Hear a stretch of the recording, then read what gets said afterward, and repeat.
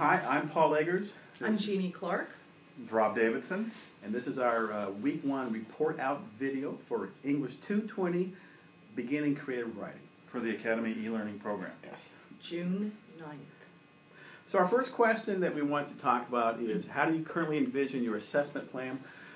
So we're going to use, and we are using, embedded assessment in the form of portfolios that we collect. Well, two of us, I think, collect 2 per semester, and Rob, you do 3 a semester. But in those assessments, we ask things like, which activities you find most useful, maybe do a comparison contrast between what you knew or assumed about either fiction or poetry before the course and what you know now at this point in the course.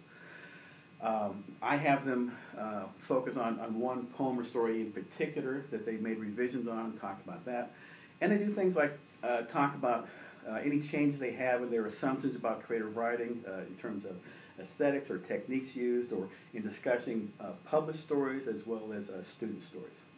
Have I left anything out? I would just add to that we'll probably also incorporate some sort of assessment based on the technology that we're bringing into the class, both to gauge student likes and dislikes, but also gauge student performance, and then also some sort of assessment directed towards faculty expectations in regards to technology.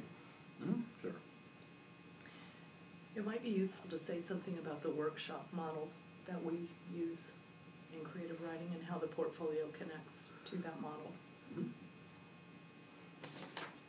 That'd be number 2, wouldn't it? Your rationale for choosing it?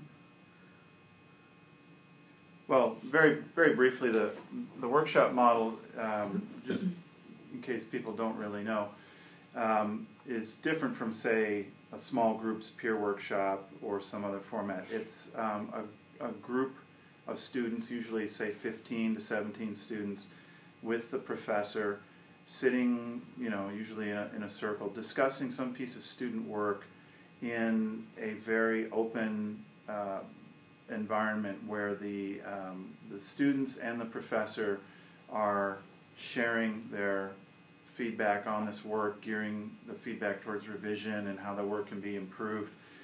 And it's a very dynamic and open process, but the professor is definitely the helmsperson of that discussion, and not in an overbearing way, but making sure that certain ideas, aesthetic principles, craft questions, things like that get brought up. But ideally, you're facilitating the students, of course, taking the terms and the concepts that you've been teaching them, facilitating them bringing that information forward. And so it's a very labor-intensive form of reviewing student work, but it's also been proven to be the most effective, because a wide range of students, most students, respond really well to that and learn in that environment. So that's what fundamentally, that's why we're in this whole Academy e-learning program, is because we want to preserve that model in an era where course caps are becoming huge, etc.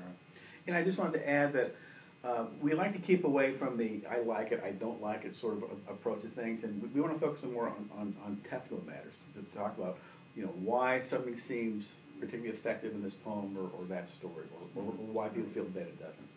Yeah. Okay, we should probably move on to number 2. State your NCAT model, choice, and rationale for choosing it. The NCAT model choice comes right out of the workshop approach that we use in beginning creative writing. We chose the replacement model, and it comes out of wanting to preserve a small instructor-led workshop approach. Currently, our class sizes are at 30. The national average for a creative writing class is 15 students, and that's really the optimum number of students in which a workshop functions effectively. So what we hope to do is to be able to take our 30-student class, break it down into 2 groups. One would be